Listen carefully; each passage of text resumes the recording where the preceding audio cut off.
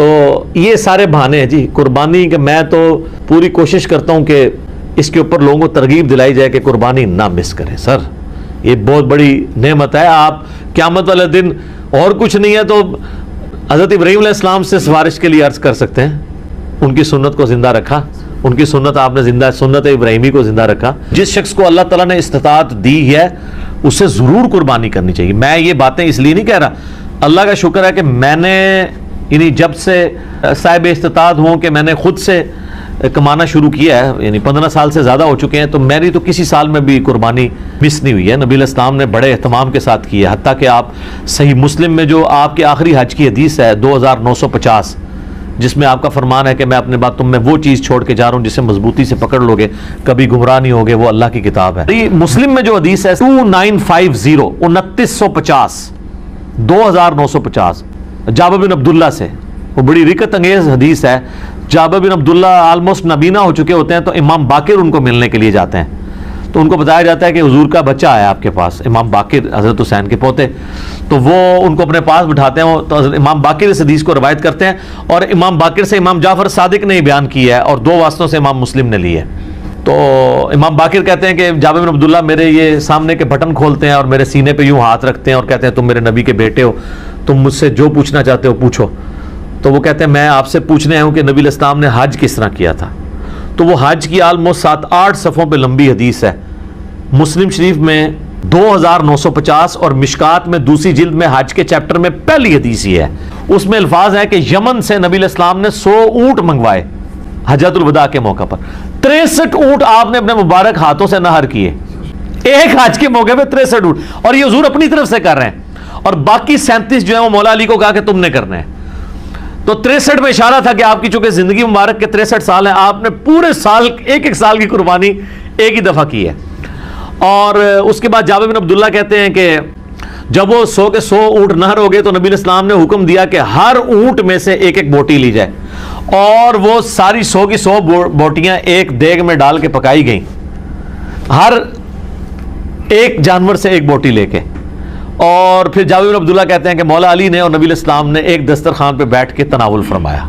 तो वो पूरी की पूरी हदीस जो है ना बड़ी रिकत अंगेज है पढ़ने वाली, नबी इस्लाम के आखिरी हज का बयान हज्जतुल वदा। तो उससे भी ये यानी बात पता चली कि नबी इस्लाम ने इस सुन्नत का बड़ा एहतमाम किया है। लिहाजा इस चक्रों में तो पढ़ना ही नहीं चाहिए कि जनाब वाजिब है या सुन्नत है।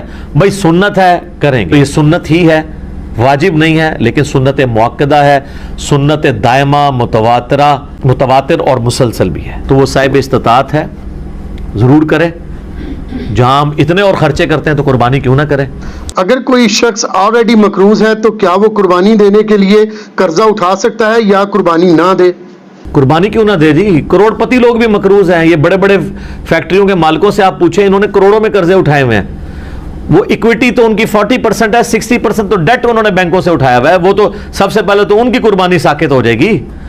ये कर्जा जो है ये आर्जी कर्जा है। ये इस कर्जे को वो कर्जा नहीं कहा जाता कि जिसकी बुनियाद पे कर्जा यह है कि एक बंदा कर्जे के तले इस तरह दब गया कि उसकी 2 वक्त की रोटी मुहाल हो गई है और वो रूखी सूखी खा के गुजारा कर रहा है, उसको मकरूज कहा जाता है।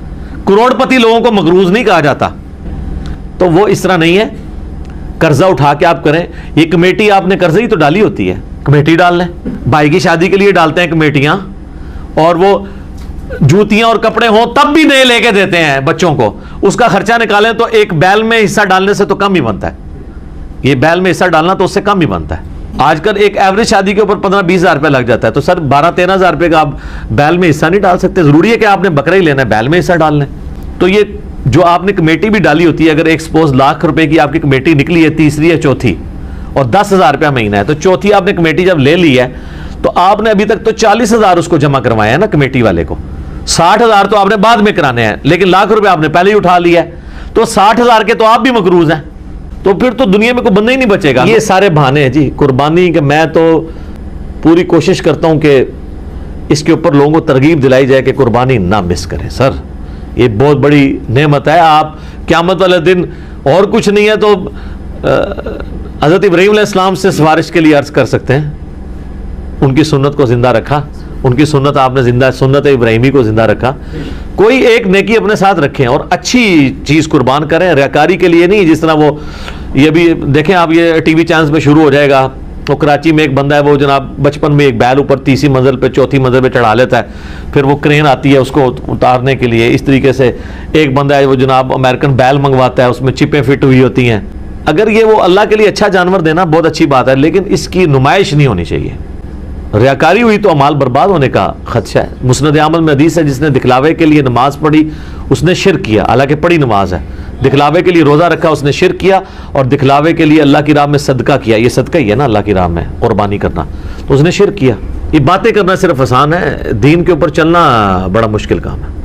तो जनाब कर्जा उठाना पड़ता है तो कोई मसला नहीं। कर्जा क्या, आपको सब मर चले हैं, कर्जा उठा, कमेटी डाल लें, प्लान करें कुर्बानी के लिए। अगर आपने हर महीने में भी 1000 रुपये अलादा किया हो ना, साल बाद 12,000 रुपये बन जाता है, आप एक हिस्सा डाल ही सकते हैं। तो इसको जिस तरह बाकी खर्चे रखे हुए हैं ना, बच्चों की फीस, बच्चों की फीसें आजकल 2000 से तो स्टार्ट हो रही है एक आम नॉर्मल स्कूल के अंदर, तो 24,000 रुपया तो आप बच्चों की फीस भी साल की दे रहे हैं। तो साल में 1000 रुपये अलादा करके आप अल्लाह की राह में कुर्बानी नहीं कर सकते? करनी चाहिए। इवन कर्जा भी उठाना पड़ता है, ज़रूर उठाएं, करें, क्योंकि ये कर्जा ऐसा नहीं है कि जो आपका की गर्दन को दबोच लेगा, आप आसानी से उतार लेंगे। 12-13,000 रुपया क्या चीज़ है? अब इस चक्कर में ना पड़ जाए कि मैंने जाके 50,000 रुपये दी कोई बीतल बकरी जाके लेनी है, तो वो तो ज़ाहिर है इतना बड़ा हाथ भी ना डालें आप। ठीक है, नॉर्मल कुर्बानी कर लें। भी अगला सवाल है, अगर एक खानदान में एक से ज्यादा लोग माली तौर पर इस्तात रखते हों तो सब लोगों को अलग अलग कुर्बानी देना होगी, या एक खानदान की जानब से एक कुर्बानी कर देना ही काफी है? बेहतर है जी सब अलग अलग दें। देखिए ये फजीलत है, हर बंदे ने अपनी कब्र में जाना है, वो अल्लाह के हुजूर क्यों ना कुर्बानी लेके जाए। इन्ना सलाती व नुसुकी व महयाया व ममाती लिल्लाहि रब्बिल आलमीन। रहा शरई मसला तो ये है कि एक खानदान की तरफ से एक कुर्बानी काफ़ी है। वो सुनन इब्न माजा में भी और जामे तिरमिज़ी में हदीस मौजूद है। अबू अय्यूब अंसारी रज़ियल्लाहु ताला अन्हु से जब पूछा गया तो उन्होंने फरमाया कि हम नबी इस्लाम के ज़माने में एक ख़ानदान की तरफ से एक ही बकरी कुर्बान किया करते थे, फिर बाद में जब लोग बाहम दौलत में एक दूसरे पे फ़ख्र करना शुरू कर दिया तो फिर एक से ज़्यादा लोग जानवर कुर्बान करना शुरू कर दिया लोगों ने। और एक और हदीस है सुनन इब्न माजा में भी, अल मुस्तदरक लिल हाकिम में, एक और सहाबी कहते हैं कि हम तो हमेशा से पूरे ख़ानदान की तरफ से एक ही जानवर कुर्बान किया करते थे, बकरी या बकरा, लेकिन अब मेरे घर वाले मुझे उकसाते हैं, तो हम यानी एक दूसरे पर रोब डालने के लिए कि हमसायों ने तो 3 बकरे दिए हैं, तुम क्यों एक। ये सहाबा के ज़माने में भी है। ये वो जो एक ख़ानदानी टसल है, ये तो वो सहाबी कहते हैं मजबूरन हमें अपने घर वालों के उकसाने के अल्फाज हैं, उकसाने पे हम भी 1-2 बकरे ज़्यादा कर देते हैं, वरना शरई मसला यही है कि एक ख़ानदान की तरफ से एक कुर्बानी।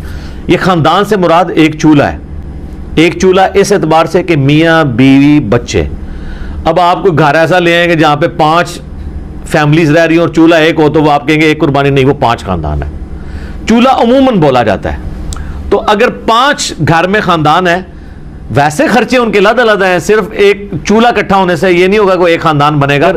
मियाँ बीवी बच्चे ये एक खानदान है, चाहे वो 5 भाई इकट्ठे रह रहे हैं, चूल्हा इकट्ठा जल रहा है, फिर भी वो 5 खानदान तस्वर होंगे। हर एक खानदान को अपनी कुर्बानी अलग से देनी चाहिए। अच्छा, ये भी बात लोगों में मशहूर है कि जी 7 जरूरी पूरे कर रहे हैं, नहीं, 7 ज्यादा से ज्यादा, एक बंदा भी एक गाय दे सकता है, 2 बंदे भी मिलकर एक गाय दे सकते हैं। बकरा नहीं, 2 बंदे मिलकर दे सकते गाय।